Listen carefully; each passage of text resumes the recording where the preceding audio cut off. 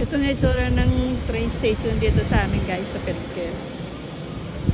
Ospal na naman yung biyaheng Lindaw, Insel, kaya maraming pasahero ngayon.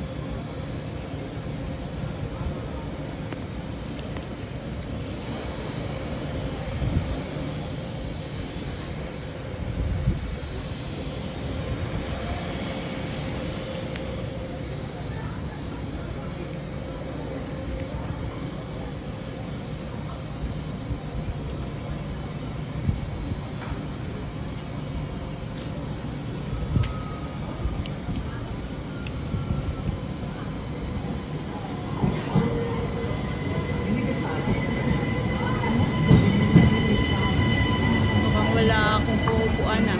Dami pasahero ba yun? Daming pasahero.